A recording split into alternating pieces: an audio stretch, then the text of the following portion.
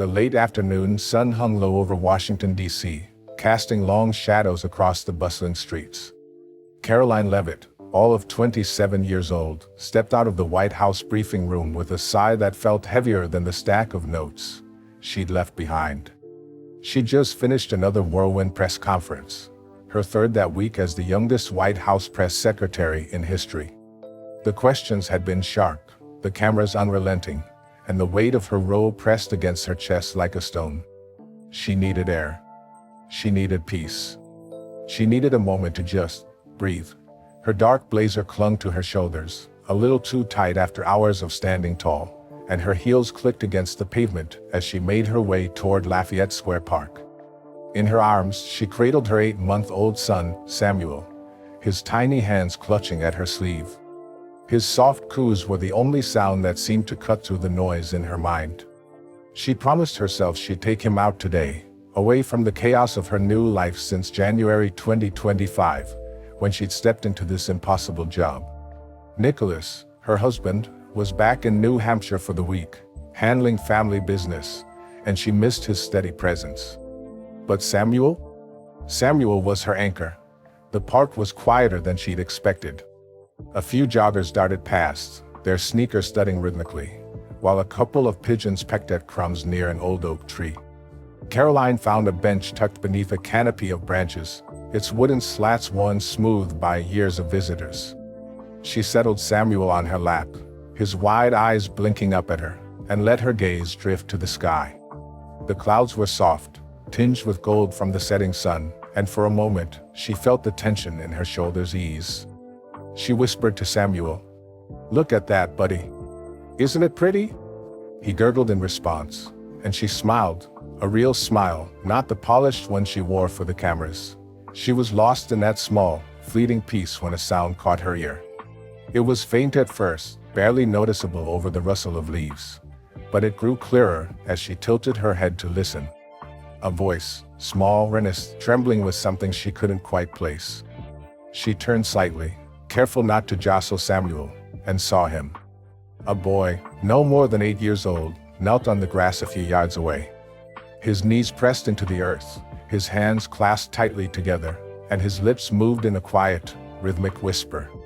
He was praying. Karoline blinked, surprised. She wasn't used to seeing kids pray like that, not out in the open, not with such focus. His clothes were simple, a faded blue jacket, jeans with a patch on one knee, and sneakers that looked a size too big. His dark hair fell over his forehead, and his eyes were squeezed shut, as if the world around him didn't exist. She couldn't make out his words, but the way he spoke, the soft urgency, the rise and fall of his voice, stirred something deep inside her. She'd grown up with prayer, raised in a Catholic home in Atkinson, New Hampshire, where her parents had taught her to kneel before bed each night. But this felt different. This felt raw. Samuel shifted in her arms, letting out a little whimper, and Karoline hushed him gently, rocking him back and forth. Her eyes stayed on the boy. What was he praying for? Why here, in the middle of a park, with the city humming around him? She thought about her own childhood, nights spent whispering to God in the quiet of her room, asking for strength when her dad worked late at the family ice cream shop, or when her mom worried over bills. Prayer had been her refuge then, a habit she'd carried through her years at St. Anselm College and into the chaos of politics. But lately it had slipped away, buried under deadlines and headlines. The boy's voice stopped. He opened his eyes, staring at his hands for a long moment, then let them fall to his sides. He didn't move, just sat there, cross-legged now, looking small against the vastness of the park. Karoline felt a tug in her chest, an urge she couldn't ignore. She adjusted Samuel in her arms, stood, and took a tentative step toward him. Her heels sank slightly into the grass, and she paused, wondering if she should intrude. She was Karoline Leavitt, press secretary, wife, mother, but right now, she was just a woman with a question. "Hey there," she said softly, her voice warm but cautious. The boy's head snapped up, his brown eyes wide with surprise. He didn't speak, just stared at her, and she offered a small smile. I couldn't help but notice you were praying. Mind if I sit? He blinked, then nodded slowly, scooting over to make room on the grass. Karoline hesitated. Her blazer wasn't made for park dirt, but she lowered herself anyway, setting Samuel beside her. The boy watched her curiously, his gaze flickering to the baby in back. Up close, she could see the faint freckles across his nose, the way his jacket hung loose on his thin frame. He looked tired, but there was a spark in his eyes, something alive and unbroken. I'm Karoline, she said, brushing a strand of hair from her face. This is Samuel. What's your name? Jake, he replied, his voice quiet but steady. He glanced at Samuel, who babbled happily, and a tiny smile tugged at his lips. He's cute. Thanks. Karoline laughed, a little relieved at the break in tension. He keeps me busy. So, Jake, I hope it's okay to ask, but why were you praying just now? Jake's smile faded. He looked down at his hands again, tracing a blade of grass with his finger. For a moment, she thought he wouldn't answer, that she'd overstepped, that this was too personal.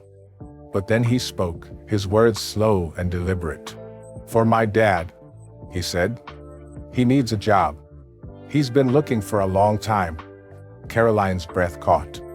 She hadn't expected that, not from a kid so young. She'd faced tough questions before, from reporters and critics, but this was different. This was real. She studied Jake's face, the way his brow furrowed slightly, the way he held himself together despite the weight of his words. She wanted to know more, needed to know more. Does he know you're praying for him? She asked, her voice softening. Jake nodded. Yeah. I told him I would. He says it helps him keep going. He paused, then looked up at her, his eyes searching. I saw you on TV. You talk about jobs and stuff.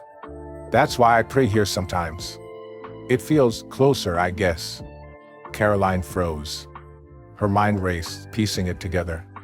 He'd seen her, on the news, in those endless briefings where she defended Trump's policies, where she promised better days for families like his. She'd spoken those words 1,000 times, but now they stared back at her in the shape of this boy, this small, hopeful figure in a faded jacket. Her throat tightened, and she swallowed hard. That's a big reason to pray, she said, forcing a steady tone. You really believe it helps? Jake nodded again, more firmly this time. Yeah, I know it does. God listens. He always does. His certainty hit her like a wave. She leaned back slightly, cradling Samuel closer, and felt a flicker of something she hadn't felt in years. Something from those quiet nights in New Hampshire, kneeling by her bed. She'd always trusted in God back then, believed he was there, guiding her. But now she wasn't so sure. She climbed the ladder, Fox News intern at 19, Trump campaign spokesperson at 26, press secretary at 27. But somewhere along the way, that faith had blurred, lost in the noise of ambition. Why do you think he listens? She asked, her voice barely above a whisper. She didn't mean to sound doubtful, but the question slipped out, raw and unguarded. Jake tilted his head, studying her like she'd asked something strange. Because he cares, he said simply. My mom says God's like a friend who never leaves. Even when things are hard, he's there. Don't you think so? Karoline opened her mouth to answer, but nothing came. She looked at Jake, then at the sky, the clouds now streaked with pink and orange. Don't you think so? The question echoed in her mind, stirring memories she'd buried. Her dad's voice, her grandmother's rosary beads, the prayers she'd whispered as a girl. She wanted to say yes, to match his certainty, but all she felt was a quiet ache, a longing she couldn't name. I used to, she admitted, her voice trembling slightly. I'm not sure anymore. Jake didn't flinch. He just nodded, like he understood more than he should. That's okay, he said softly. Sometimes it takes time. Karoline stared at him, her heart pounding. How could he be so sure? How could this boy, with his patched jeans and big prayers, carry a faith she'd let slip away? The sun dipped lower, casting a warm glow across the park, and she felt a question rising inside her. one she couldn't hold back. "Jake," she said, leaning forward, her eyes locked on his. "Can you tell me why you pray?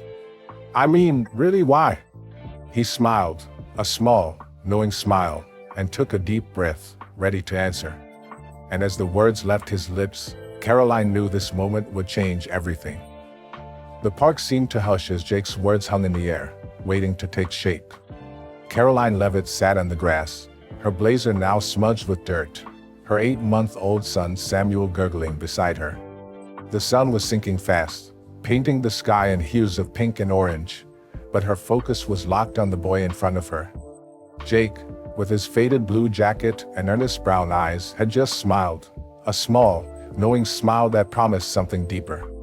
She'd asked him why he prayed, really why, and now she held her breath, waiting for his answer.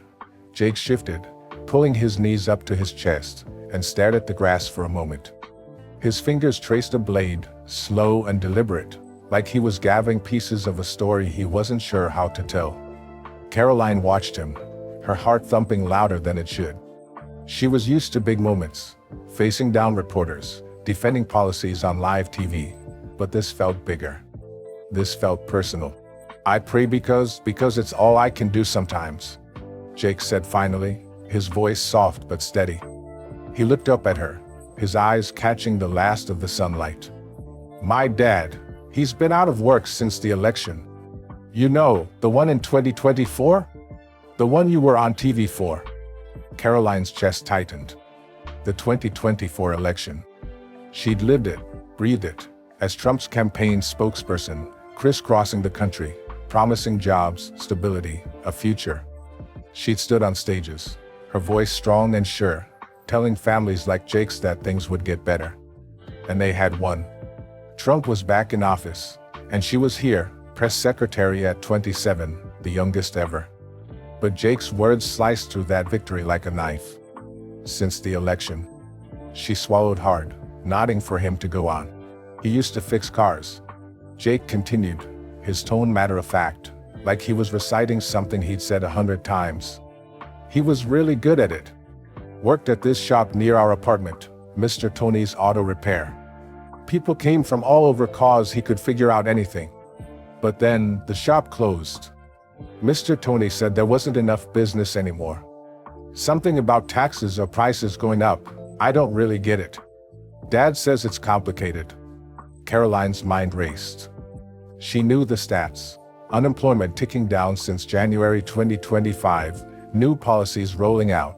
But stats didn't kneel in the grass with patched jeans. Stats didn't pray in parks. She shifted Samuel closer, his warmth grounding her, and asked, "When did it close?"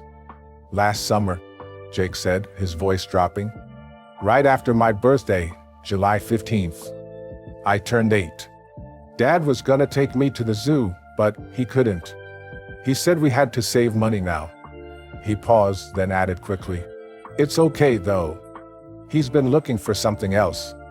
He goes out every day, every single day, and I pray so he doesn't give up." Karoline felt a pang, sharp and unexpected. She pictured it, a dad in a worn jacket, knocking on doors, filling out forms, coming home with that tired smile parents wear when they don't want their kids to worry. She knew that look.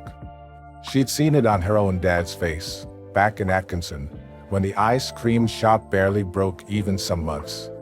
Her mom would count coins at the kitchen table, and Karoline would pray, small, quiet prayers, for enough to get by. But this was different. Jake wasn't praying for money. He was praying for hope. "That's a lot for you to carry," she said gently, her voice trembling just a little. You're pretty strong, Jake." He shrugged, a shy smile flickering across his face. "Not really. I just don't want Dad to be sad. He tries so hard. And Mom, she works at the grocery store now, but it's not enough. She says we're a team though. That's why I pray. 'Cause teams stick together, right?" "Right," Karoline whispered, her throat tight. She glanced at Samuel, his tiny hand waving in the air, and thought of her own team. Nicholas, steady and kind, 32 years older but her rock. Samuel, her reason to keep going. She'd fought for them, climbed every rung of that ladder from Fox News in turn to hear. But Jake's words made her wonder. Who was she fighting for now? The cameras? The podium? Or families like his, still waiting for the promises to land? Jake took a deep breath, like he was building up to something. "I saw you on TV last week," he said, his eyes meeting hers again. "You were talking about jobs, how things are getting better. Dad washed with me. He said she's young but she's tough. And I thought, maybe if I pray hard enough, God will hear me, and you'll help him somehow." Karoline's breath hitched. She felt exposed, like the park had shrunk to just the two of them, the weight of his hope pinning her in place. She'd stood behind that podium, her dark hair pulled back, her words sharp and rehearsed, promising progress. But here was Jake, believing in her, not just in God, but in her. She wanted to say something, anything, but her mind spun, caught between the polished press secretary and the girl who'd once prayed in a small New Hampshire bedroom. "You think I can help?" she asked, her voice barely audible. She didn't mean to sound unsure, but the question slipped out, raw and real. Jake nodded, his smile widening. "Yeah. You're on TV, you're important. And I prayed here 'cause it's close to where you work. I figured God might tell you to listen." Karoline stared at him, her heart pounding. Close to where you work. The White House was just across the street, its white walls glowing faintly in the dusk. She'd walked out of there an hour ago, exhausted, doubting herself, and now here was this boy, tying her to his prayers like she was part of something bigger. She thought of her Catholic roots, her grandmother's rosary, the way she'd kneel at St. Anselm, asking for guidance. Had she stopped listening? Had she forgotten what faith felt like?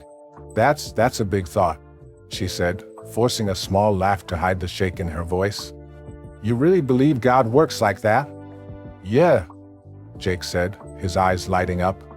"He does. My mom says God puts people where they need to be. Like, maybe you're here right now 'cause I prayed. Don't you ever pray?" The question hit her like a gust of wind. She opened her mouth, then closed it, her hands tightening around Samuel. Did she? She used to, every night, every challenge. When she lost the 2022 House race in New Hampshire, she'd prayed for strength. When Trump survived that assassination attempt in 2024, she'd whispered thanks. But now her days were a blur of briefings and bottles, no room for quiet moments with God. She looked at Jake, his certainty shining like a beacon, and felt a crack in the wall she'd built around her faith. I did, she admitted, her voice soft and unsteady. "A long time ago. I guess I got busy." Jake tilted his head, studying her. "Busy's okay," he said gently. "God doesn't mind. He waits." Karoline's eyes stung, and she blinked hard, turning her gaze to the sky. The clouds were fading into twilight, the first stars peeking through. "He waits." She hadn't heard words like that since her dad sat her down at 10, after a rough day at school, and said, "God's patient, Karoline. He's got time for you." She believed it then, felt it in her bones. But now, at 27, with the world watching her every move, she wasn't so sure. She looked back at Jake, his small frame silhouetted against the dusk, and felt a question bubbling up, a question she hadn't planned, but couldn't hold back. "Jake," she said, leaning closer, her voice low and urgent. "What do you pray for, besides your dad? What keeps you talking to God?" Jake's smile softened, and he took a slow breath, his eyes drifting to the stars. "I pray for a lot," he said quietly. "But mostly I pray 'cause it makes me feel like I'm not alone." Karoline's heart skipped. Not alone. The word sank into her, heavy and warm, and she knew this was only the beginning. Whatever Jake said next, whatever story he shared, it would pull her deeper, deeper into his world, and maybe, just maybe, back to her own. The twilight deepened over Lafayette Square Park, wrapping Karoline Leavitt and Jake in a soft, purple haze. The air was cooler now, a faint breeze rustling the leaves above, but Karoline barely noticed. Her 8-month-old son, Samuel, nestled against her side, his breath slow and steady as he dozed off. She sat cross-legged on the grass, her blazer forgotten beside her, her eyes fixed on the small boy in front of her. Jake's last words lingered like a melody she couldn't shake. "Mostly I pray 'cause it makes me feel like I'm not alone." They'd landed in her chest, heavy and warm, stirring something she hadn't touched in years. She studied him, his faded jacket, the way his sneakers dangled loosely on his feet, the quiet strength in his brown eyes. He'd said it so simply, so surely, and now she needed to understand. Not alone. What did that mean to a kid like him, carrying prayers bigger than himself? She'd spent her life surrounded by staffers, cameras, crowds, and yet, at 27, as the White House press secretary, she'd never felt more isolated. She leaned forward, her voice soft but insistent. "Not alone," she repeated, almost to herself. "Jake, what makes you feel alone? Why do you need that so much?" Jake's gaze drifted to the stars, now twinkling faintly against the darkening sky. He hugged his knees tighter, his small frame shrinking just a little, and for a moment, she worried she'd pushed too far. But then he spoke, his voice low and steady, like he was letting her into a secret room. It's been hard at home," he said, his fingers fidgeting with the hem of his jacket. "Since Dad lost his job, everything's different. He's quiet all the time, like he's thinking too much. And Mom, she's always tired. She works at the grocery store, nights mostly, and when she comes home, she falls asleep on the couch with her shoes still on." Karoline's heart sank. She could see it. A mom slumped over, sneakers scuffed from long shifts, a dad staring out a window, lost in worry. She knew that kind of tired.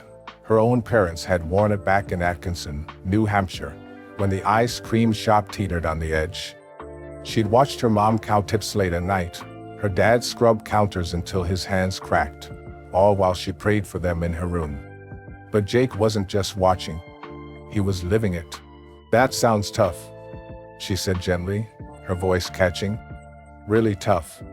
How do you handle it?" Jake shrugged, a small, lopsided smile tugging at his lips. "I don't know. I just do. Mom says we're okay as long as we're together. But sometimes it feels like they're far away, even when they're right there. Like they're worried about stuff they won't tell me." Karoline nodded, her throat tightening. She knew that distance, the way adults shield kids with silence, thinking it protects them. She'd felt it herself at 10, when her dad came home late, his face drawn, and her mom whispered, "It's fine, Karoline," even when it wasn't. She prayed then, too, asking God to fix what she couldn't see. But Jake's words painted a sharper picture, a family stretched thin, held together by a boy's faith. "Do they know how much you pray for them?" she asked, brushing a strand of hair from her face. Samuel stirred, and she rocked him gently, her eyes never leaving Jake. "Yeah," Jake said, his smile fading. "I tell him. Dad says it makes him feel better, like I'm his good luck charm. Mom just hugs me and says I'm her little warrior. But I don't feel like that. I just feel small." Small. The word hit Karoline like a punch. She looked at him, his thin shoulders, his patched jeans, and saw a kid carrying a weight she could barely fathom. At 8, he was praying for his dad's job, his mom's strength, their fragile little world. She'd been small once, too, kneeling in her room, asking God to help her family, but she'd had a safety net, a community, a faith she'd lean on. What did Jake have? "You don't seem small to me," she said, her voice firm but kind. "You're out here praying like it's your job. That takes guts." Jake's eyes widened, then softened.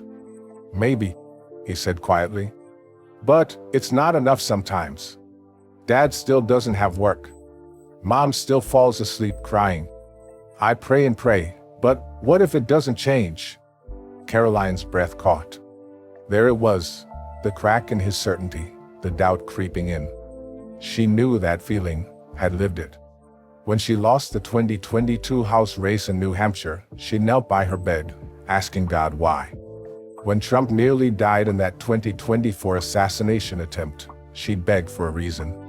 She'd always found an answer eventually, strength, purpose. But Jake's question lingered, raw and unanswered. What if it doesn't? She echoed, her voice barely a whisper. She didn't mean to sound lost, but the words slipped out, mirroring her own buried fears. What then? Jake looked at her, his brow furrowing like he was puzzled by her tone. Then I keep praying, he said slowly, as if it were obvious. Mom says God doesn't always fix things right away. Sometimes he just stays with us while we figure it out. That's why I don't feel alone, 'cause he's there, even when it's hard. Karoline's eyes stung, and she blinked hard, turning her gaze to Samuel.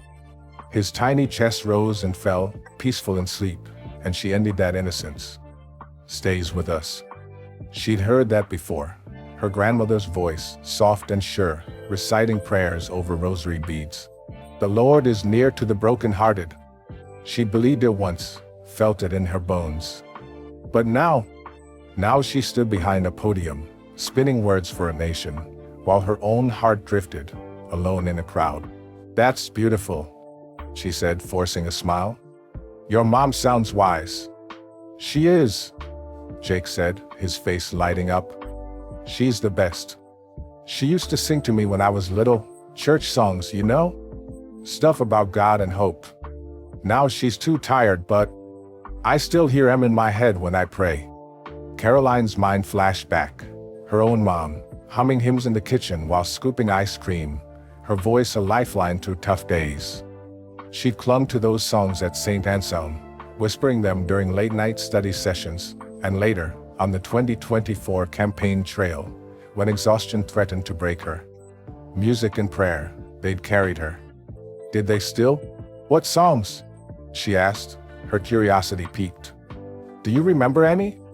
Jake nodded eagerly. Yeah. One's called Amazing Grace. Mom says it's about being lost and then found. I like it 'cause it feels like us right now. Lost, but not really. Karoline's heart skipped. Amazing Grace. She knew it, every word, every note. Her grandmother had sung it at every family gathering, her voice trembling but strong. She'd sung it herself at 19, interning at Fox News, when she'd felt out of her depth. Lost, but not really. Jake's voice pulled her back, and she realized her eyes were wet. That's a good one, she said, her voice thick. A really good one. Does it help you feel him? God, I mean? Yeah, Jake said, his smile returning. When I pray, it's like he's singing it with me. Like he's saying, don't worry, Jake. I've got you. Even when Dad's sad or Mom's asleep, he's there. Karoline's throat closed, and she looked away, blinking fast. I've got you. She hadn't felt that in so long, not since those quiet nights in New Hampshire, not since she traded prayer for press releases.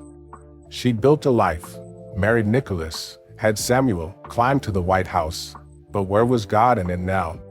Jake's faith was a mirror, reflecting a piece of herself she'd lost. She took a shaky breath, meeting his gaze again. Jake, she said, her voice low and urgent. When you pray, what does it feel like?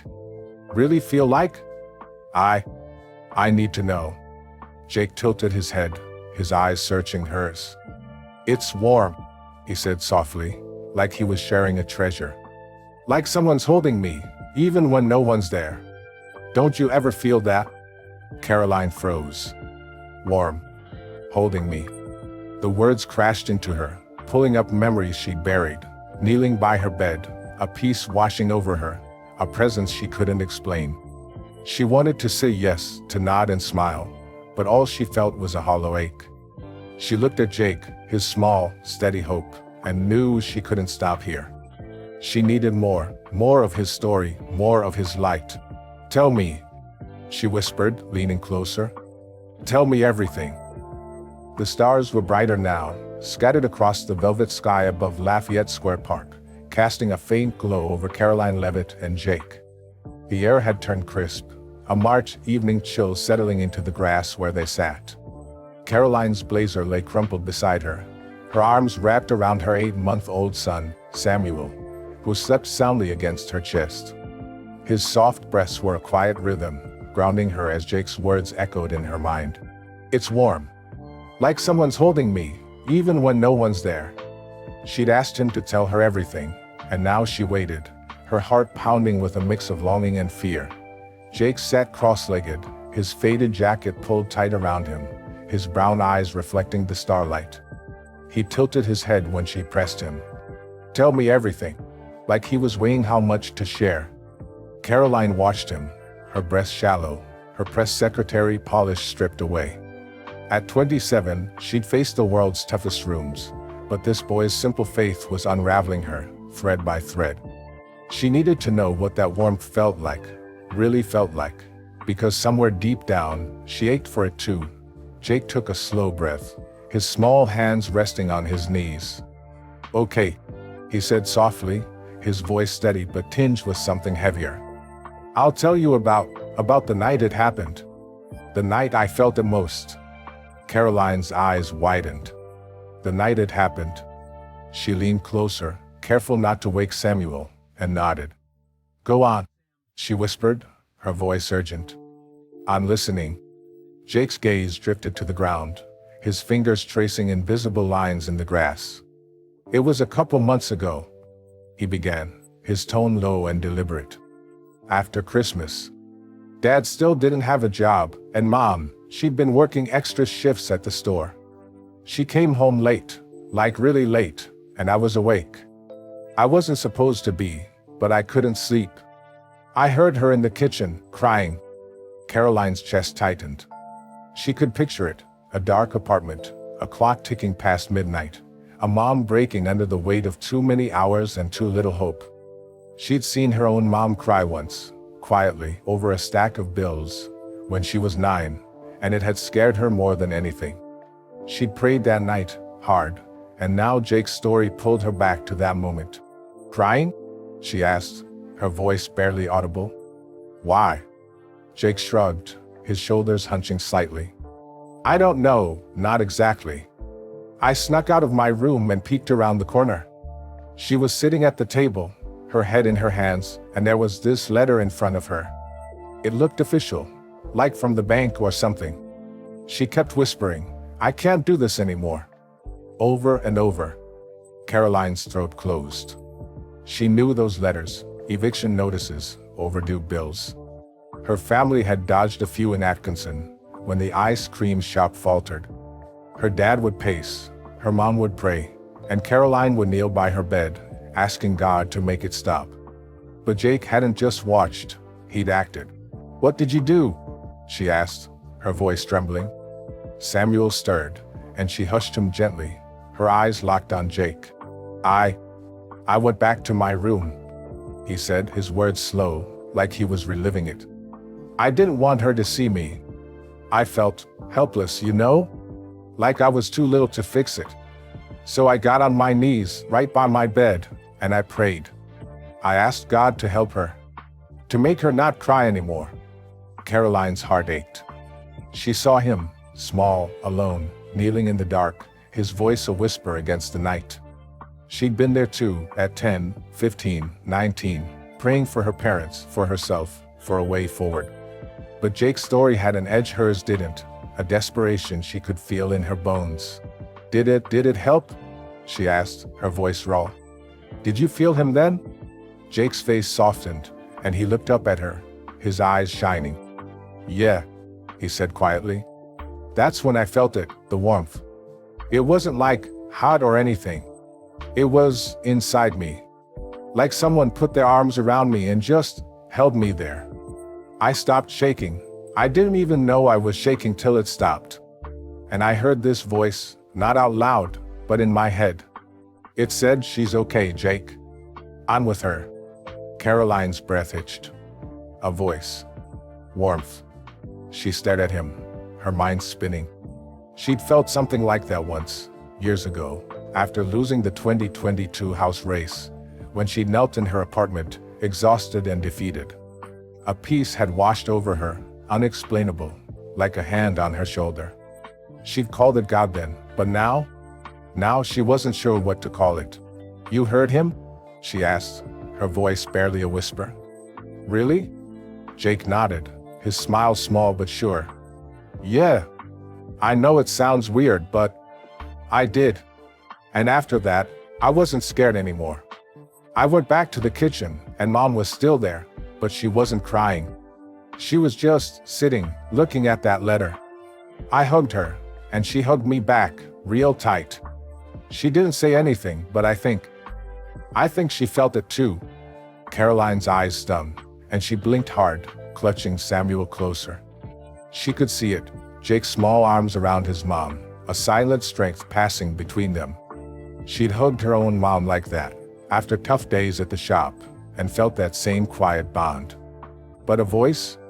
A warmth? She wanted to believe it, wanted it so badly it hurt. That's incredible, she said, her voice thick. You think God was really there? For both of you? Yeah, Jake said, his eyes lighting up. I know he was. Mom didn't say it, but the next day, she smiled, like a real smile. She said, we'll get through this, Jake. And I think he told her that too. Karoline's heart pounded. She looked at the stars, their light piercing the dark, and felt a shiver run through her. She'd grown up with faith, Catholic school, Sunday Mass, her grandmother's rosary beads clicking in the quiet. She'd felt God as a girl, a presence in her prayers, but that was long ago, before Fox News, before the campaign trail, before the White House. Now, at 27, with a husband and a son and a nation watching, she'd let it fade. But Jake's story was pulling it back, sharp and clear. I used to feel him too, she admitted, her voice trembling. When I was your age, maybe a little older, I'd pray at night, and it was warm, like he said, like someone was listening. But I don't anymore. Jake tilted his head, his brow furrowing. Why not? He asked, his tone gentle, not judging. Did you stop? Karoline swallowed hard, her eyes dropping to Samuel. Did she stop? She hadn't meant to. It had just happened. Life had sped up. College, the 2024 campaign, sleepless nights with Samuel, and prayer had slipped away, replaced by schedules and speeches. She told herself she didn't need it anymore, that she was strong enough on her own. But sitting here, with Jake's faith shining like a lantern, she wasn't so sure. I guess I did, she said, her voice breaking. I got busy, too busy. And now I don't know how to start again. Jake's eyes softened, and he leaned forward, his small hand resting on the grass between them. That's okay, he said quietly. Mom says God doesn't go away. He waits till you're ready. Maybe he's waiting for you now. Karoline's throat closed, and a tear slipped down her cheek before she could stop it. She wiped it quickly, hoping Jake didn't see, but his words sank deep. Waiting for you. She'd heard that before, her dad, years ago, after a fight with her mom. God's patient, Karoline. He's not mad. She'd believed it then, felt it. Could it still be true? She took a shaky breath, meeting Jake's gaze. What if I don't know how to feel him anymore? She asked, her voice raw. What if I'd been gone too long? Jake smiled, a real, warm smile that lit up his face. You haven't, he said firmly. He's still there. You just gotta try, like I did that night. Wanna know what I prayed? The exact words? Karoline's heart skipped. The exact words. She nodded, leaning closer, her eyes wide. Yes, she whispered. Tell me. Jake took a deep breath, his voice dropping to a hush, like he was sharing a sacred thing. I said, God, please help my mom. She's so tired, and I'm scared. Hold her, hold us, till it's okay again. That's when I felt it, the warmth. And I knew he heard me. Karoline's eyes burned, and she pressed a hand to her mouth, stifling a sob. Hold us. She could feel it, the echo of that prayer, the plea she'd whispered as a girl, the peace she'd lost. Jake's words were a lifeline, pulling her back to a place she'd forgotten. She looked at him, his small, steady hope, and knew she couldn't let this go. Jake, she said, her voice trembling but sure. Can you show me how? How to pray like that? The night had fully settled over Lafayette Square Park, the stars now a brilliant canopy above Karoline Leavitt and Jake. The air was sharp with a late March chill, but Karoline didn't feel it, not really. She sat on the grass, her 8-month-old son, Samuel, cradled in her lap, his soft snores a steady hum against her racing heart. Her blazer lay forgotten beside her, grass stains marking its edges, a quiet testament to how far she'd drifted from her polished press secretary self. Jake's words from moments ago burned in her mind. God, please help my mom. She's so tired and I'm scared. Hold her, hold us, till it's okay again. She'd asked him to show her how to pray like that, and now the weight of her own question pressed against her chest. Jake sat across from her, his small frame silhouetted against the starlight, his faded jacket pulled tight around him.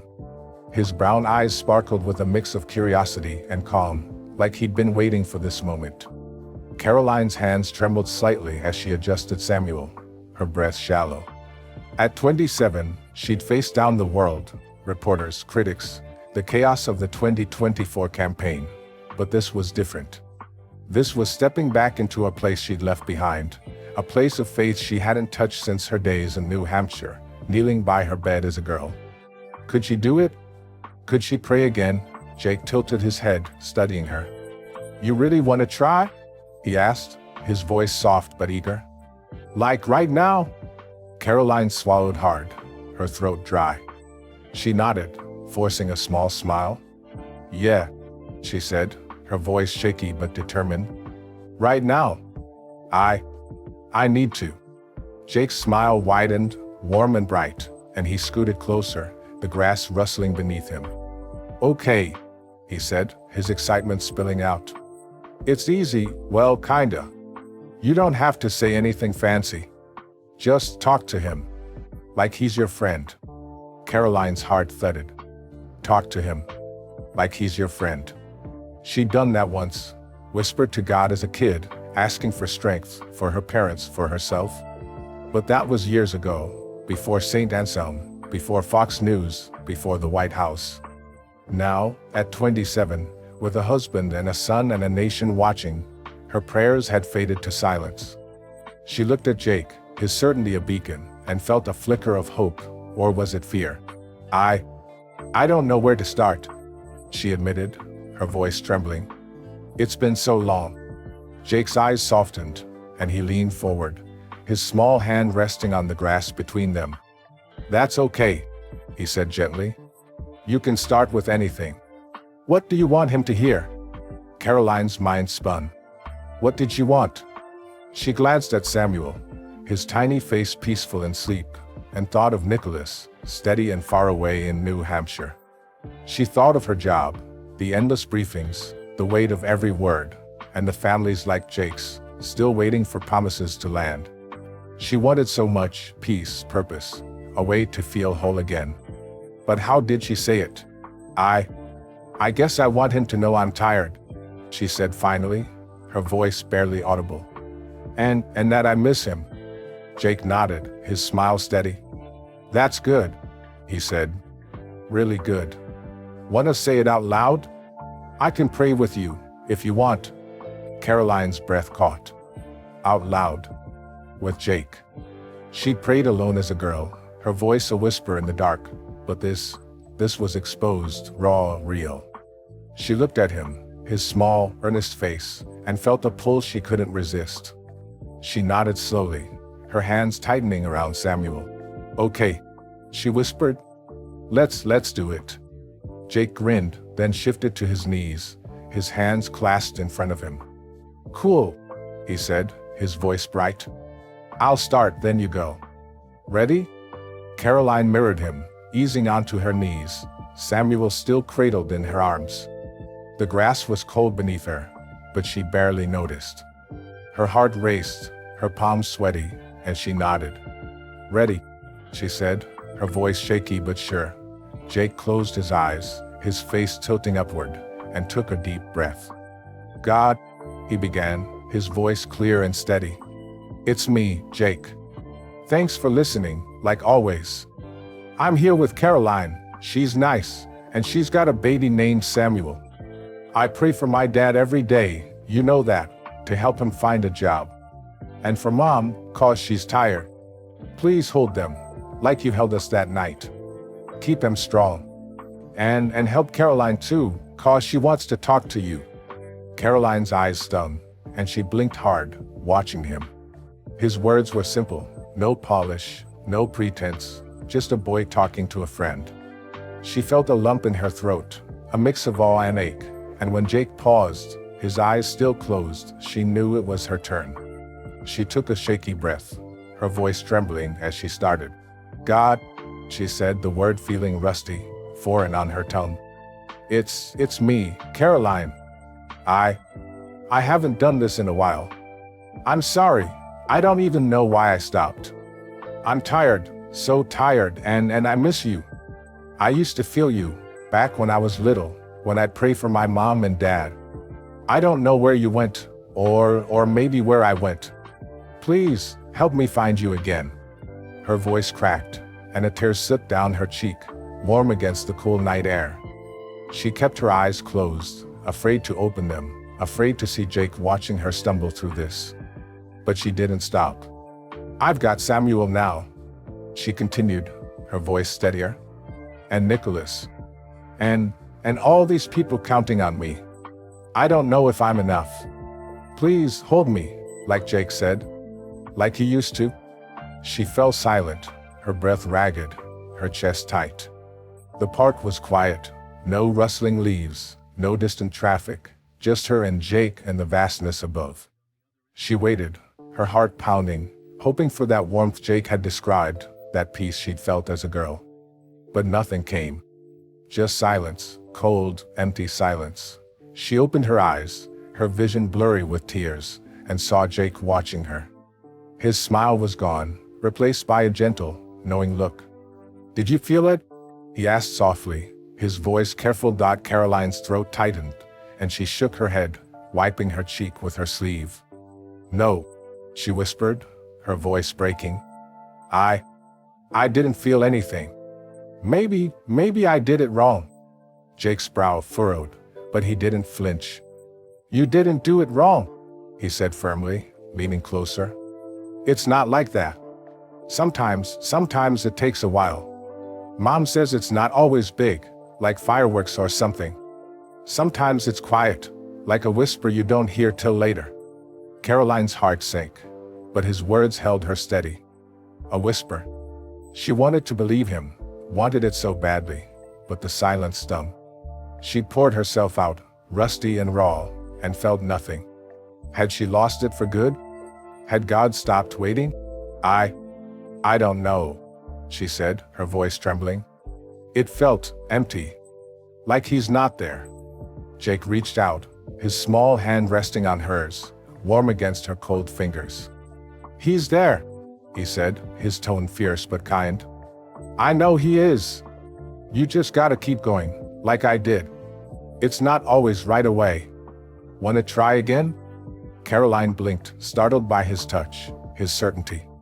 Try again. She looked at him, his steady eyes, his unshaken hope, and felt a flicker of something, faint but real. Not warmth, not yet, but a spark, a pull to keep going. She thought of her grandmother, kneeling with her rosary, saying, "Faith is a seed, Karoline. It grows slow." Maybe Jake was right. Maybe it wasn't gone, just buried. "Okay," she said, her voice steadier now. "Let's try again." Jake grinned, his hand squeezing hers before letting go. "Awesome," he said, his excitement back. "This time, let's pray together, like, at the same time. Say what's in your heart, and I'll say mine. Deal?" Karoline nodded, a small smile breaking through her tears. "Deal," she whispered, closing her eyes again. She took a deep breath, her voice joining Jake's as they spoke into the night. Two voices, one rusty, one sure, weaving a prayer under the stars. "God," Jake started, his tone bright and clear. "It's us, Jake and Karoline. Please help my dad, give him a job soon. And Mom, keep her strong, God," Karoline said, her voice soft but growing. "It's me again. I'm trying, I really am. Please, show me you're there. Hold us, all of us. Their words overlapped, a quiet harmony rising into the dark, and Karoline felt her heart lift, just a little. She didn't feel the warmth, not yet, but there was something, a closeness, a connection, with Jake, with this moment. As their voices faded, she opened her eyes, meeting his gaze, and saw a question in his smile. Did you feel it this time? He asked, his voice hopeful. Karoline hesitated, then shook her head, her smile faint but real. Not like you said. But I felt something. Maybe that's enough for now. Jake's eyes lit up, and he nodded, like he understood. That's how it starts, he said softly. You'll see. Karoline's heart steadied, and she looked at him, his small, unshaken faith, and knew she wasn't done. She'd keep trying, keep asking, because this boy, this night, was pulling her back to something she couldn't let go. Jake, she said, her voice firm. What's next? How do I keep going? The night sky stretched wide above Lafayette Square Park, a tapestry of stars glowing against the dark, as Karoline Leavitt knelt on the grass beside Jake. The cold seeped through her slacks, but she barely felt it. Her focus was on the boy in front of her, his small frame steady and sure. Her 8-month-old son, Samuel, slept in her arms, his warmth a quiet anchor as her heart wrestled with the prayer they just shared. Their voices had woven together, hers rusty, his clear, asking God to hold them, to show he was there. She hadn't felt the warmth Jake described, not fully, but there'd been something, a faint lift, a closeness, and now she clung to it, fragile but real. Jake's eyes sparkled in the starlight, his faded jacket pulled tight against the chill. He'd asked if she'd felt it, and her honest answer, not like you said, but I felt something, had lit up his face. He'd said it was a start, and now she'd asked him what came next, how to keep going. At 27, Karoline had built a life of certainty, press secretary, wife to Nicholas, mother to Samuel, but this was uncharted, a step back into faith she'd left behind. She needed Jake's light to guide her. Jake tilted his head, his smile soft but steady. What's next? He echoed, his voice thoughtful. You keep trying. It's like planting a seed. You don't see it grow right away, but you know it's there, under the dirt, waiting. Karoline's breath caught. A seed. She'd heard that before, her grandmother's voice, low and gentle, over the clink of rosary beads. Faith is a seed, Karoline. It grows slow. She nodded then, a girl in pigtails, trusting it was true. But now, at 27, with the White House across the street and a nation listening to her every word, that trust felt distant. She looked at Jake, his certainty a mirror to her doubt, and nodded slowly. Okay, she said, her voice shaky but firm. A seed. So what do I do? Just pray more? Yeah, Jake said, his eyes lighting up. But not just more. You gotta listen too. That's what I do. After I pray, I sit real quiet and wait. That's when I feel him, when it's all still. Karoline's heart thudded. Listen. She prayed as a girl, whispered pleas for her parents, for strength, but she'd never waited, never sat in the silence. She moved fast. St. Anselm, Fox News, the 2024 campaign, always chasing the next step. Even now, her days were a blur of briefings and bottles, no room for stillness. Could it be that simple? Could she find him in the quiet? Listen, she repeated, testing the word. I'm not good at that. My life, it's loud. All the time. Jake's smile softened, and he leaned closer, his small hand resting on the grass. I get it, he said gently. Mom's life is loud too, work, bills, stuff. But she says you can find quiet anywhere, even for a minute. Wanna try it now? Karoline blinked, startled. Now? Here? She glanced around. The park was hushed, the city's hum a distant murmur, the stars above a silent witness. Samuel slept, his weight steady in her arms, and Jake watched her, his hope infectious. She took a deep breath, her chest tight, and nodded. Okay, she whispered. Let's try. Jake grinned, shifting to sit cross-legged, his hands on his knees. "Cool," he said, his voice bright but low. "Close your eyes, just for a little bit. Don't say anything. Just be quiet. I'll do it with you." Karoline hesitated, then eased back onto her heels, cradling Samuel closer. She closed her eyes, the darkness behind her lids a stark contrast to the starlit park. Her mind buzzed. Press questions, tomorrow's schedule, Nicholas's voice on the phone last night, but she pushed it down, focusing on her breath. In, out, in, out. The cold grass pressed against her knees, the breeze brushed her cheek, and Jake's presence beside her was a quiet anchor. At first, it was just noise, her thoughts tumbling over each other, a jumble of worry and doubt. Did I prep the tax brief? Is Samuel warm enough? What if I can't feel it? But then, slowly, it faded. The park stillness crept in, the rustle of leaves, the faint chirp of a cricket, Jake's soft breathing. She felt her shoulders loosen, her grip on Samuel relax, and for a moment, she was just there. "Do you feel it?" Jake's voice broke the silence, soft and careful, pulling her back. She opened her eyes, meeting his gaze, and saw the hope in his smile. I don't know," she said, her voice trembling. "It was quiet. Calmer than I've felt in a while. But not like you said, not warm. Not yet." Jake's brow furrowed, but his smile didn't fade. "That's okay," he said firmly. "Calm's good. It's a start. Mom says sometimes it's little things first, like a whisper. Did you hear anything?" Karoline paused, searching her mind. A whisper. She hadn't heard a voice, not like Jake's. "She's okay, Jake." But there'd been something, a stillness, a peace, faint but real. She thought of her prayer minutes ago, her rusty plea. "Show me you're there." Had that been it? A first step? Maybe, she said slowly, her voice soft. "It wasn't big. But I felt lighter. Like something was lifting me, just a little." Jake's eyes lit up, and he clapped his hands quietly, careful not to wake Samuel. "That's it," he said, his voice bubbling with excitement. "That's how it starts. Little lifts.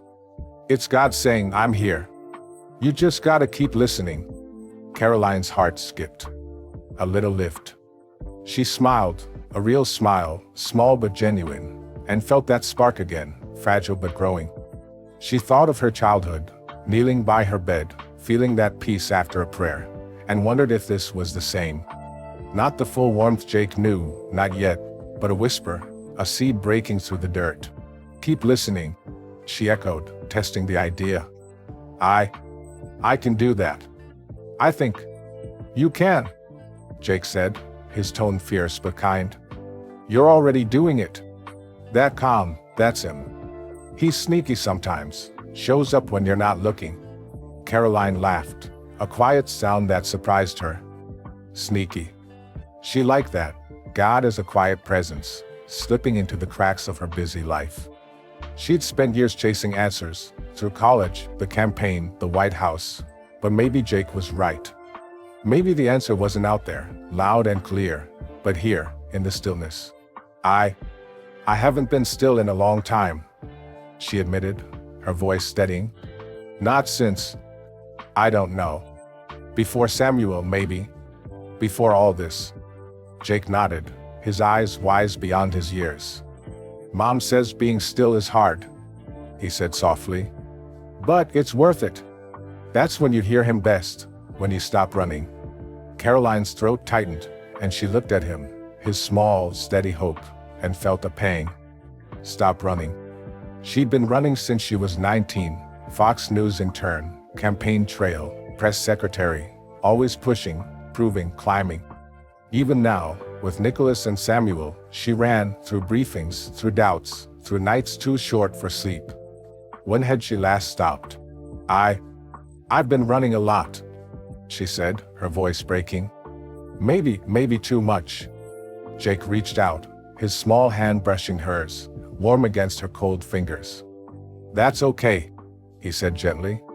"You can stop now, right here. With me. Wanna try again? Just listening?" Caroline's eyes stung, and she nodded, a tear slipping free.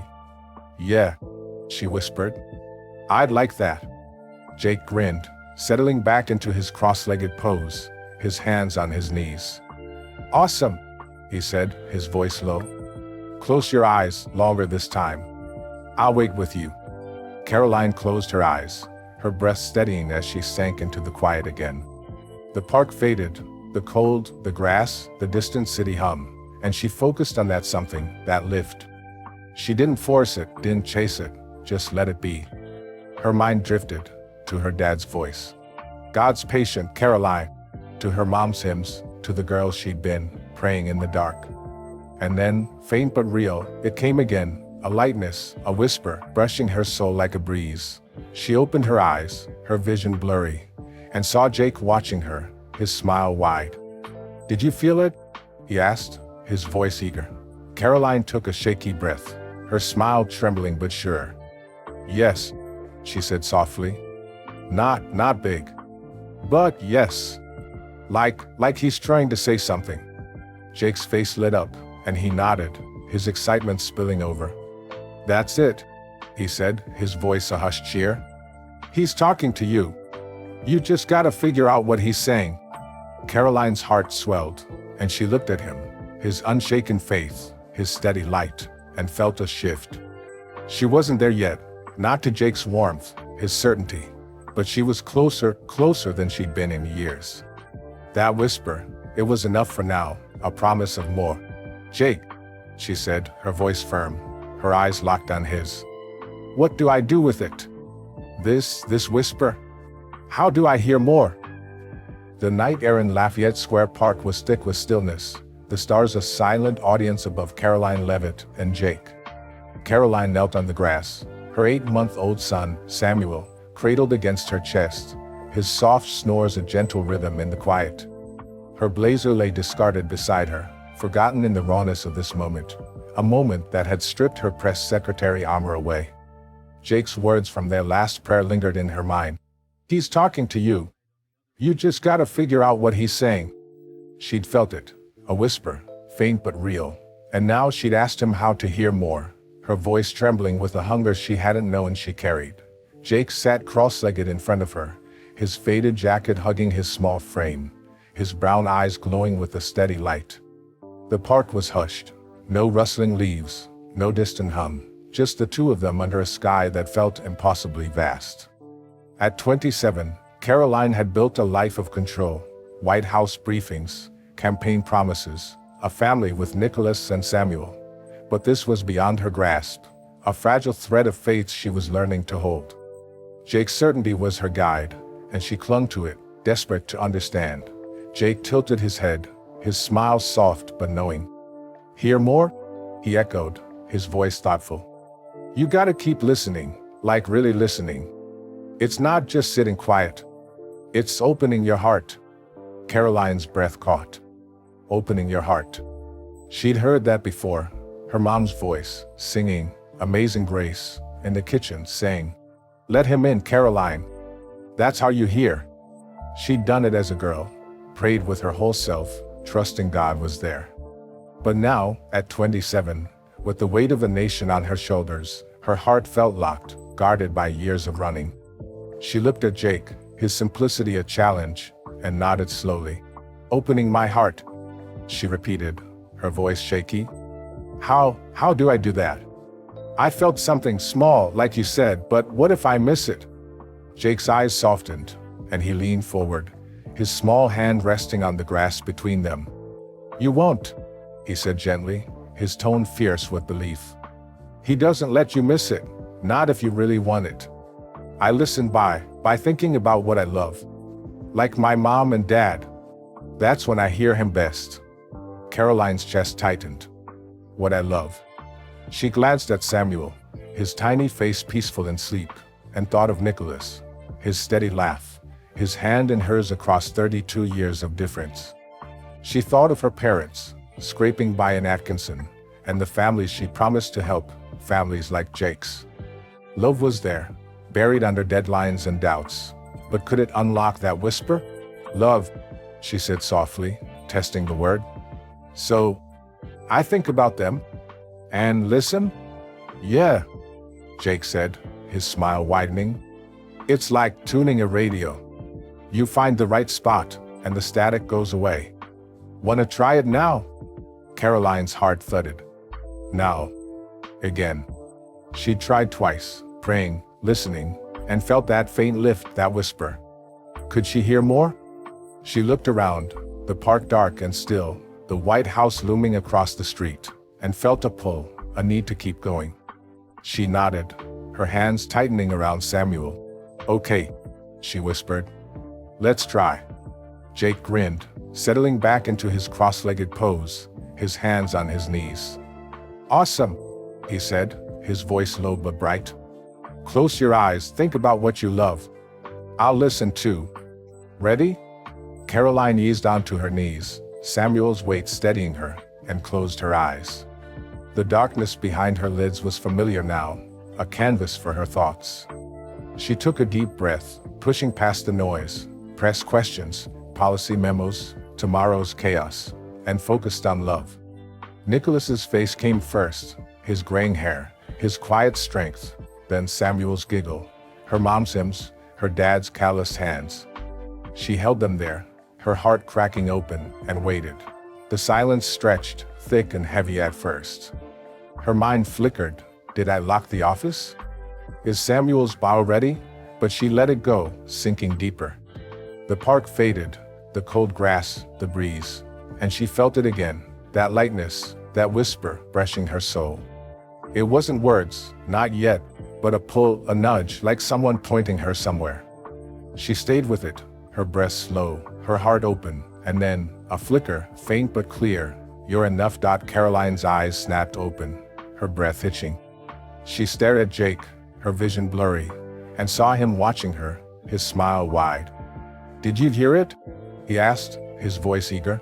I think so, she said, her voice trembling. It was small. Like a thought. You're enough. Was that him? Jake's face lit up, and he nodded, his excitement spilling over. Yeah, he said, his voice a hushed cheer. That's it. He talks like that, little thoughts you don't expect. What's it mean to you?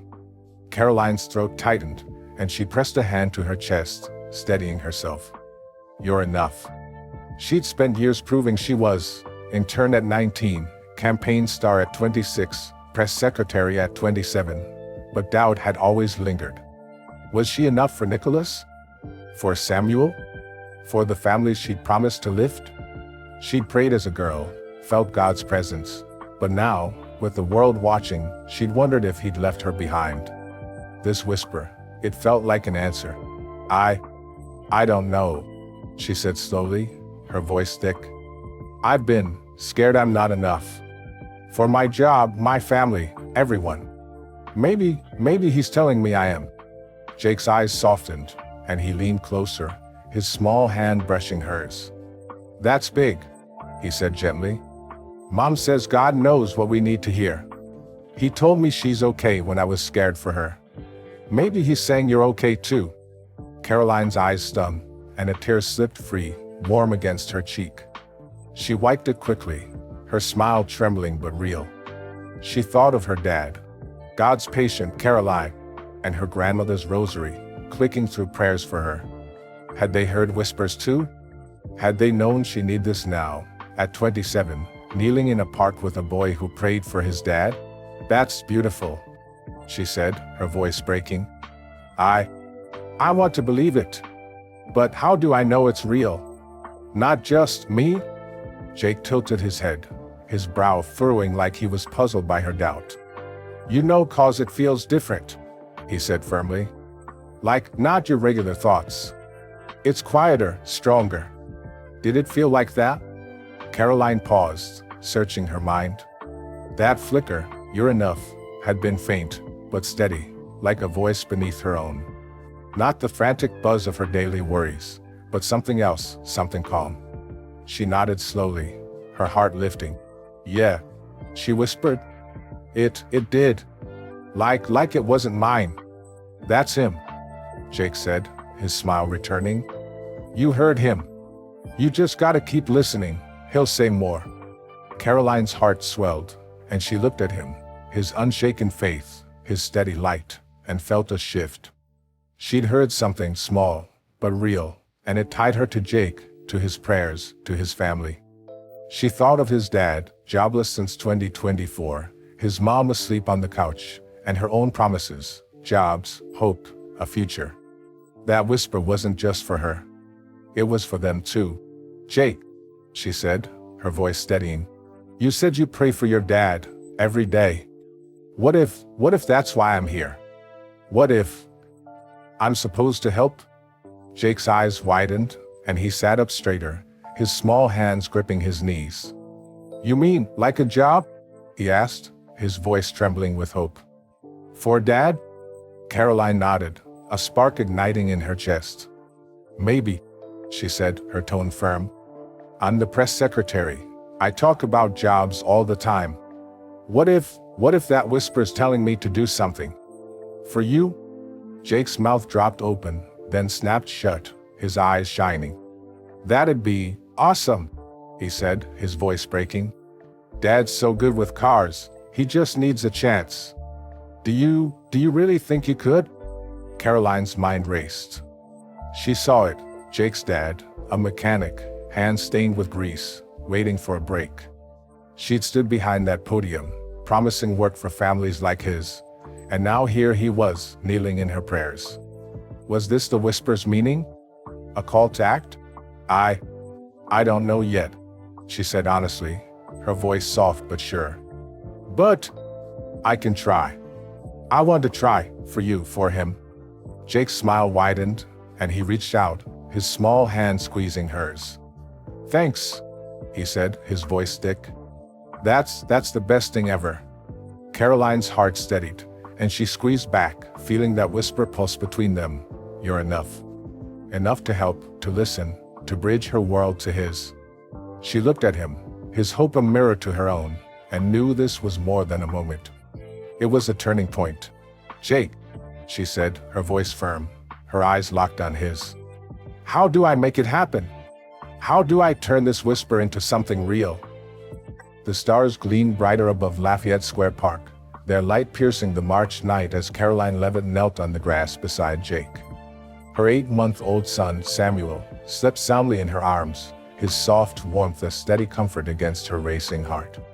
The cold bit at her knees, her blazer long forgotten, but she didn't care. Her focus was on Jake, his small frame glowing with hope. She'd heard a whisper, you're enough, and tied it to a purpose, helping his dad find work. Now she'd asked him how to make it real, her voice firm with a resolve she hadn't felt in years. Jake sat cross-legged, his faded jacket pulled tight, his brown eyes wide with a mix of awe and excitement.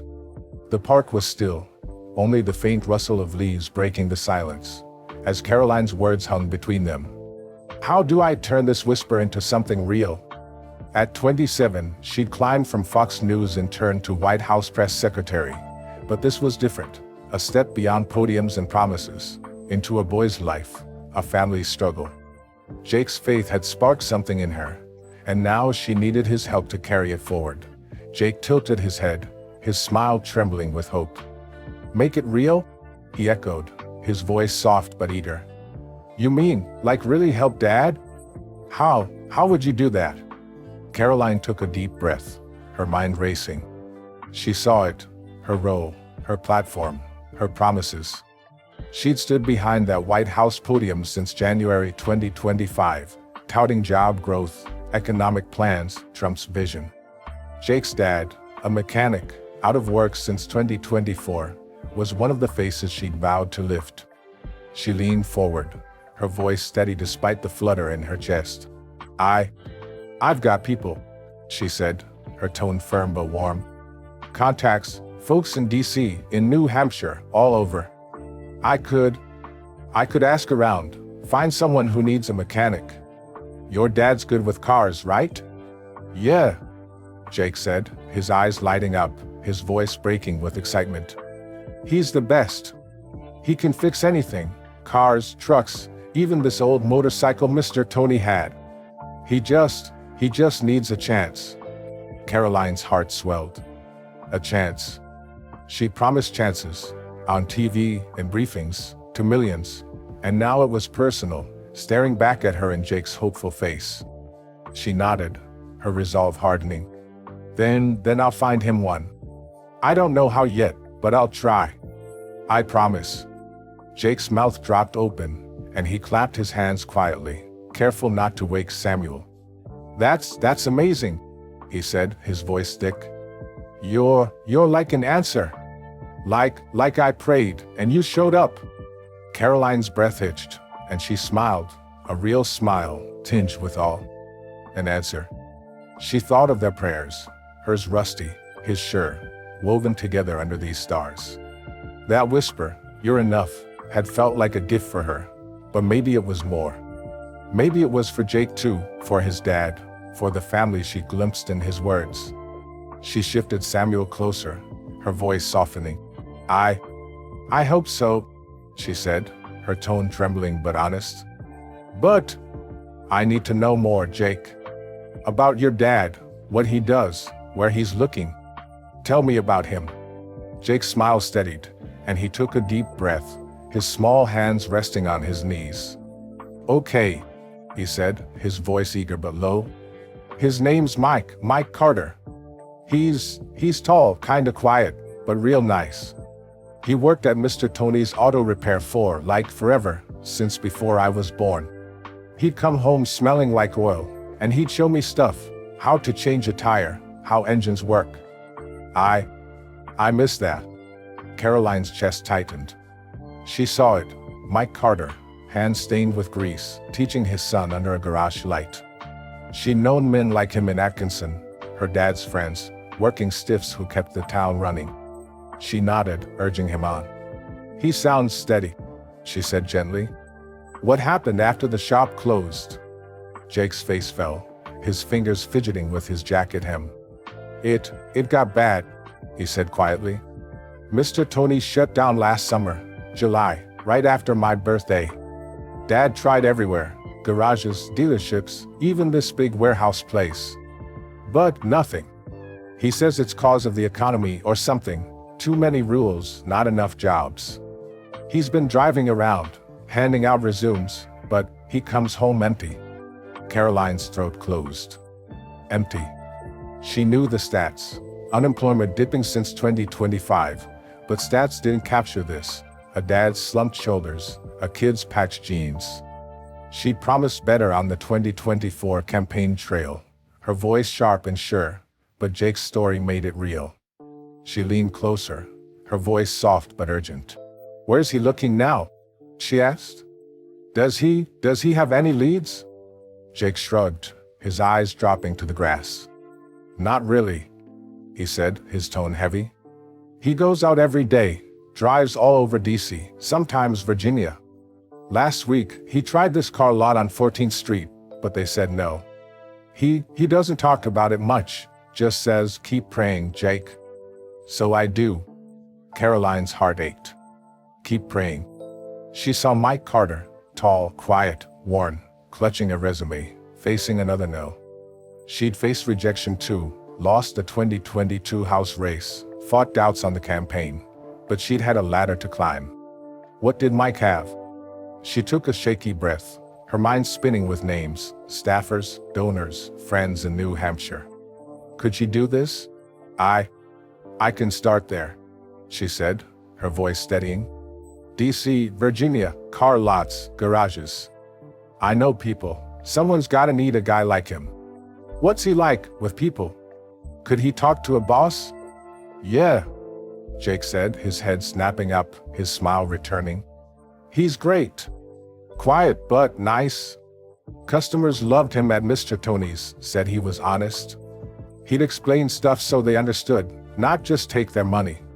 He'd be awesome if someone gave him a shot. Karoline nodded, a plan forming. Honest. Steady. She could sell that, had sold less to tougher crowds. She thought of her deputy, Chris, with ties to local businesses, or her old Fox News pal, Mark, who knew every mechanic in the Northeast. She'd make calls, pull strings, anything to turn that whisper into action. That's perfect, she said, her tone firm. I'll start tomorrow, first thing. I've got a team, Jake. We'll find something, I promise.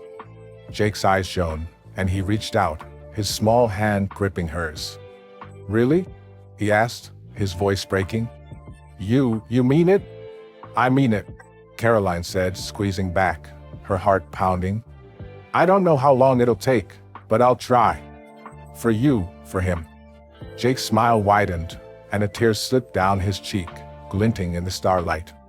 Thanks, he said, his voice thick. That's more than I prayed for. You're like a miracle.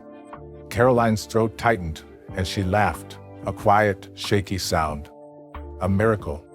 She'd never been called that, not in Atkinson, not on the campaign, not behind the podium. But Jake's faith made it feel possible. She thought of their prayers, that whisper, "You're enough," and felt it shift, grow, tie her to this boy, this family, this moment. I'm just me, she said softly, her smile trembling. But I'll do everything I can. Tell me more, Jake, about your mom too. What's she like? Jake wiped his cheek, his smile steadying. She's amazing, he said, his voice brightening. Her name's Lisa. She works at this grocery store, nights mostly. She's funny, makes me laugh even when she's tired. She sings sometimes, like I told you, church songs. She's keeping us together. Karoline's heart lifted. Lisa. Funny, tired, singing. She saw her mom in that, humming hymns over ice cream scoops, holding the family tight. She nodded, her voice warm. She sounds strong. Like you? Jake shrugged, a shy grin breaking through. Maybe, he said. She says I'm her warrior, but she's the real one. She'd love you, 'cause you're helping. Karoline's eyes stung, and she blinked hard, clutching Samuel closer. Helping. She'd promised help to millions, but this was real. Lisa, Mike, Jake. That whisper, "You're enough," wasn't just for her anymore. It was a call, a bridge between her world and theirs. She took a deep breath, her resolve solidifying. I hope I can meet her someday, she said, her voice steady. And your dad. But I need to know, what do you want most, Jake? For them? For you? Jake's smile faded, and he looked at the stars, his eyes distant. I want them to be happy again, he said quietly. Like before, when Dad came home laughing, when Mom sang all the time. I want us to be okay. That's what I pray for, every night. Karoline's heart broke, then mended, a fierce determination rising. Happy again. She could do that, had to do that. She'd move mountains, call every contact, fight for this family she'd stumbled into under these stars. She leaned forward, her voice low and sure. Then that's what we'll work for, she said, her eyes locked on his. Jake, how do we make them happy? What's the next step? The night in Lafayette Square Park was deep and quiet, the stars a brilliant shroud above Karoline Leavitt and Jake. Karoline knelt on the grass, her 8-month-old son, Samuel, nestled against her chest, his soft breaths a steady comfort in the stillness. The cold nipped at her knees, her blazer discarded long ago, but her focus was unwavering, locked on Jake, his small figure radiant with hope. She'd promised to make his family happy again, Mike laughing, Lisa singing, and now she'd asked him what the next step was, her voice low and sure, fueled by a whisper she was beginning to trust. You're enough. Jake sat cross-legged, his faded jacket clinging to his thin frame, his brown eyes shining under the starlight. The park was a cocoon, no city hum, no rustling leaves, just the two of them, bound by prayers and a shared purpose. At 27, Karoline had faced the world, press secretary, campaign star, mother. But this was her truest test, turning faith into action for a boy who'd rekindled it in her. Jake's answer, his trust, was the key, and she waited, her heart pounding with anticipation. Jake tilted his head, his smile soft but thoughtful. The next step? He echoed, his voice trembling with wonder.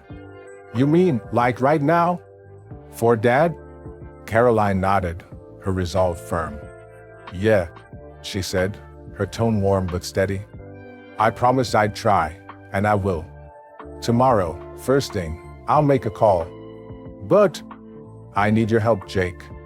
What should I say? Who should I call?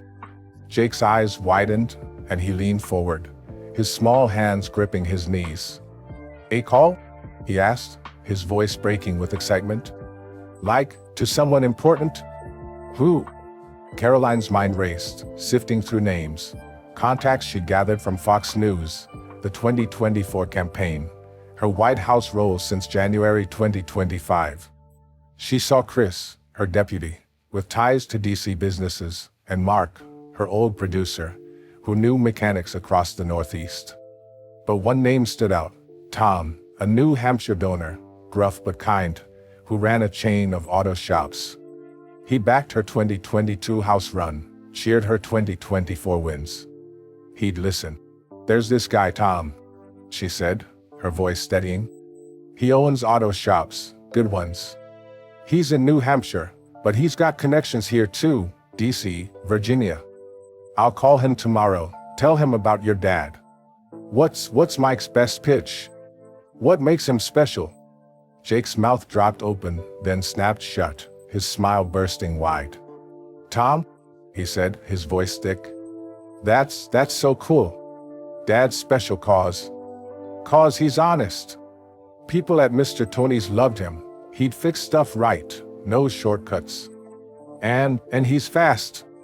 Fixed a whole engine once in a day. Mr. Tony said it was magic. Karoline's heart lifted. Honest. Fast. Magic. She could sell that. Had sold tougher stories to sharper crowds. She nodded, her plan sharpening. That's perfect, she said, her tone firm. I'll tell Tom, Mike Carter, mechanic, honest as they come, fast like magic. He'll bite, I know he will. Jake clapped his hands quietly, his eyes shining with tears. Really? He asked, his voice trembling. You think he'll say yes? I don't know for sure, Karoline said, her honesty raw but gentle. But I'll make him listen. I've got a voice. I use it every day. This time, it's for your dad, for you. Jake's smile wavered, and a tear slipped down his cheek, glinting in the starlight. Thanks, he said, his voice thick. That's everything. I prayed for this, for Dad, for us, and you're doing it. Karoline's throat tightened, and she reached out, her hand resting on his small shoulder. I'm trying, she said softly, her smile trembling. I heard that whisper, you're enough, and I think it's for you too. I have to try. Jake's eyes locked on hers, and he nodded, his small hand covering hers. You're more than enough, he said, his tone fierce but warm. You're like a hero, like in Mom's stories. Karoline laughed, a quiet, shaky sound, her heart swelling. A hero. She never felt that, not in Atkinson, not on the campaign, not behind the podium. But Jake's faith made it real, tied her to his world with a strength she couldn't deny. She thought of their prayers, hers rusty, his sure, and that whisper, growing louder, urging her on. I'm just Karoline, she said, her voice breaking. But I'll be your hero if I can. Tell me, Jake, what'll you do if this works? If Tom says yes?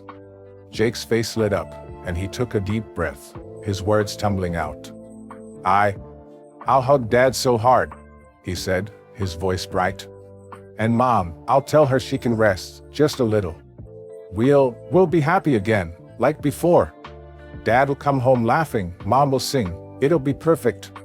Karoline's chest ached, and she smiled, a real, full smile, picturing it, Mike Carter, tall and quiet, grinning with a paycheck.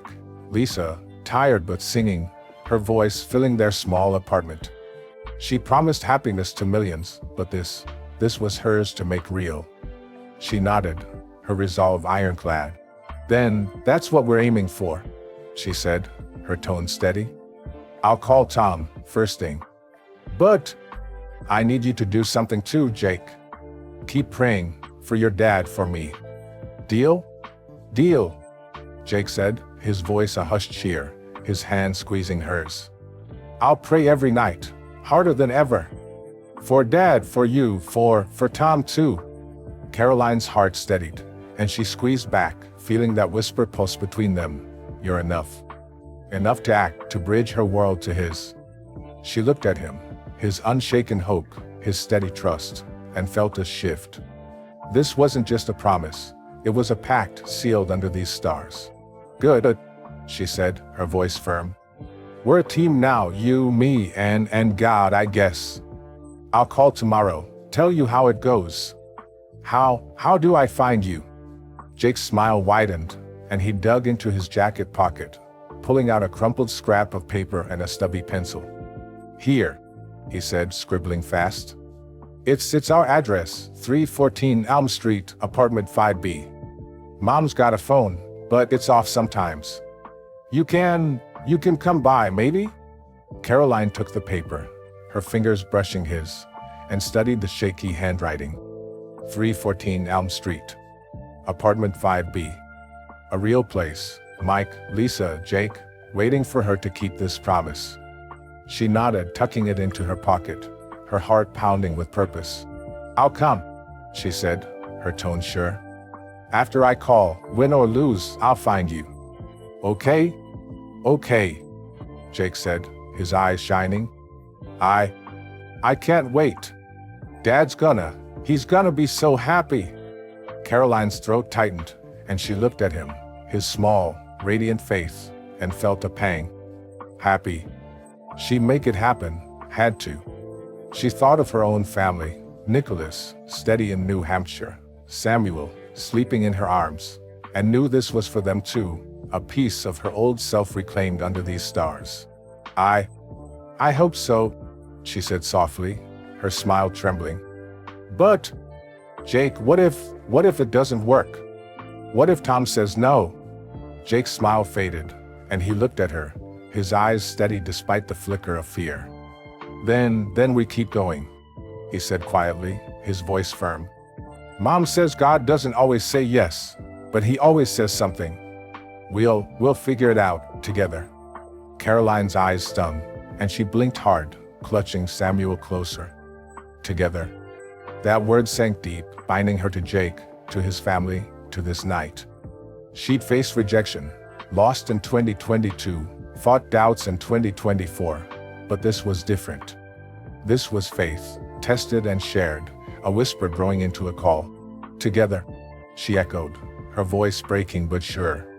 I like that. I'll call Tom, and we'll see. But I need one more thing, Jake. Tell me, what do you pray when it's hard? When you're scared it won't work? Jake's smile returned, small but strong, and he took a deep breath, his eyes drifting to the stars. I pray. God, I'm scared, but I trust you, he said softly. Please hold us, even if it's no. Show us what's next.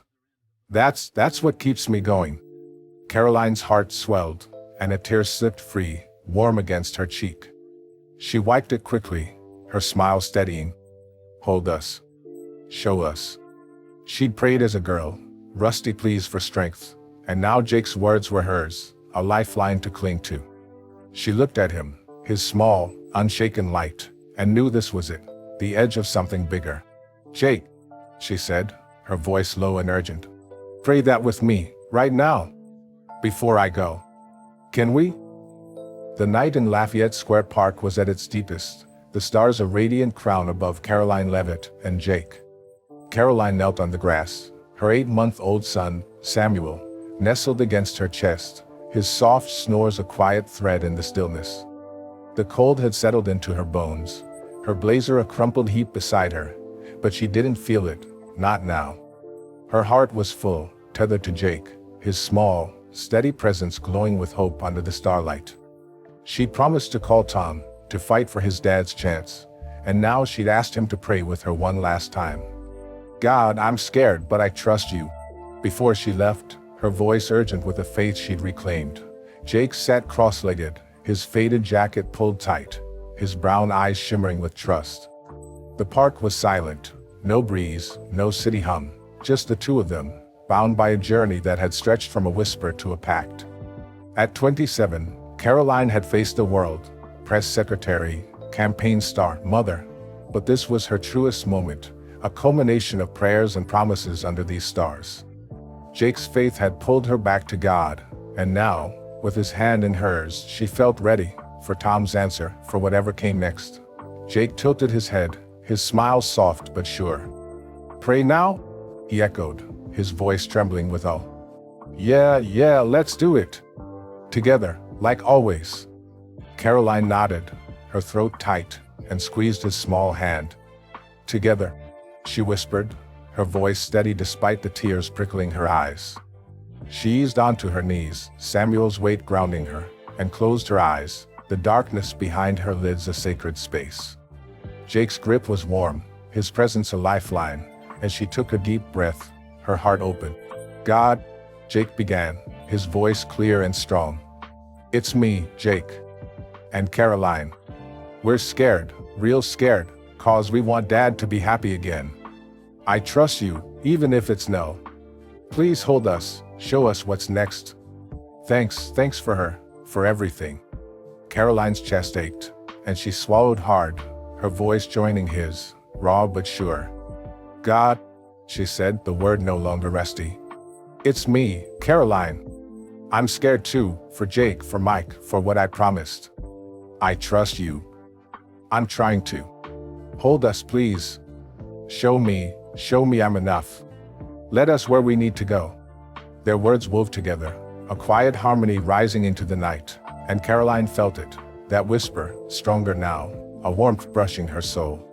Not just a lift, not just a thought, but a presence, steady, real, holding her as she'd asked. She didn't hear words, not like Jake's. "She's okay." But a peace settled in, deep and unshaken, telling her she wasn't alone. Her eyes stung, and a tear slipped free, warm against her cheek, but she didn't wipe it away. She held the moment, Jake's hand in hers, until their voices faded into silence.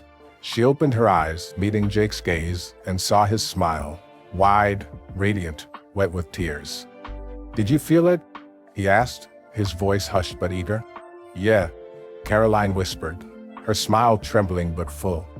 I did. Warm, like he said. Like he's here." Jake's face lit up, and he squeezed her hand hard, his voice breaking. "I knew it," he said, his tone a hushed cheer. "He's with us. He's gonna make it okay. I know it." Karoline's heart swelled, and she nodded, that warmth pulsing through her. She believed it, really believed it, for the first time in years. She thought of her childhood prayers, her grandmother's rosary, her dad's, God's patient. And now this, a faith reborn under these stars with a boy who'd shown her how. She looked at Jake, his unshaken trust, and felt a certainty settle in. Whatever Tom said, they'd face it, together. I think so too," she said, her voice steady. "I'll call Tom tomorrow, and we'll see. But no matter what, we've got this. You and me, and him." Jake grinned, wiping his cheek with his sleeve. "Deal," he said, his voice thick. You're the best, Karoline. Thanks for everything." Karoline's throat closed, and she pulled him into a hug, careful of Samuel, his small arms wrapping around her. "No," she whispered, her voice breaking. "Thank you, Jake. You brought me back." They held each other under the stars, a quiet promise sealed, and then Karoline stood, brushing grass from her slacks, her heart full. She tucked Jake's address, 314 Elm Street, apartment 5B, deeper into her pocket, vowing to find him tomorrow, win or lose. Jake waved as she walked away, his small figure fading into the night, and she carried that warmth with her, a light she wouldn't let go. The next morning came fast, too fast. Karoline sat in her White House office, Samuel napping in a crib nearby, her phone pressed to her ear. The clock read 8:47 a.m., March 21st, 2025, and her stomach churned as Tom's gruff voice crackled through the line. "Karoline Leavitt," he said, his New Hampshire drawl thick. Heard you're the big shot now, press secretary and all. What's this about a mechanic? Karoline took a deep breath, her hands steady despite the flutter in her chest. Hey, Tom, she said, her tone warm but firm. Yeah, big shot with a favor to ask. His name's Mike Carter, best mechanic you'll find. Honest, fast, magic with cars. Lost his job last year, shop closed. Needs a chance. You got anything? Tom grunted, the sound muffled like he was chewing a cigar. Mike Carter, huh? He said. Honest and fast, sounds like my kinda guy. Got a spot open in Fairfax, new shop, good crew. He local? DC, Karoline said, her heart leaping. He's been looking, drives all over. He'd take it in a heartbeat. Fairfax ain't far, Tom said, his tone softening. Tell you what, send me his number. I'll call him today, see if he's as good as you say. For you, Karoline, I owe you one from 22. Karoline's breath caught, and she gripped the phone tighter, a grin breaking free. Tom, you're a lifesaver, she said, her voice thick. I'll get it to you, promise. Thanks so much. Don't thank me yet, Tom chuckled. He's gotta impress me. Talk soon, kid. The line clicked off, and Karoline dropped the phone, her hands trembling. Fairfax. A chance. She closed her eyes, that warmth flooding back, you're enough, and knew it was real. She grabbed her coat, scribbled a note for her deputy, and scooped Samuel into her arms, her heart racing with one destination, 314 Elm Street. The apartment building was old, its brick chipped, but the door to 5B swung open fast. Jake stood there, his eyes wide, his faded jacket swapped for a too big sweatshirt. Karoline, he shouted, his voice breaking. You came? Yeah, she said, her smile full, stepping inside with Samuel. I called Tom. He's got a job, Fairfax. He's calling your dad today. Jake's mouth dropped, and he froze, then lunged forward, hugging her hard, his small frame shaking. Really? He cried, his voice muffled against her. Dad's gonna work? Really? Karoline said, laughing through tears, hugging him back. A woman appeared, Lisa, tired but smiling, her eyes wet, and a man stepped from the hall, Mike, tall and quiet, his face stunned. You did this? Mike asked, his voice rough, his hands trembling as he took Jake from her. Karoline nodded, her throat tight. I promise, she said, her voice breaking. Tom's good, he'll call soon. It's a start. Lisa crossed the room, pulling Karoline into a hug, her voice a whisper. Thank you, she said, tears falling. You saved us. Karoline's eyes burned, and she hugged back, Samuel cooing between them. No, she whispered. Jake did. He prayed, and I listened. Mike knelt, wrapping Jake in his arms, his laugh shaky but real, his first in months, Karoline guessed. Lisa hummed, soft, tentative, a church song, and Jake grinned, his eyes shining. Happy again. Karoline stepped back, watching them, that warmth flooding her chest, strong, unshaken, a faith reborn. She slipped out quietly, her heart full, and paused on the stairs, looking up at the sky. Thanks, she whispered, her voice steady. For him, for this. I'm listening now. The warmth stayed, a promise kept, and Karoline walked into the day, a press secretary, a mother, a believer, knowing she was enough.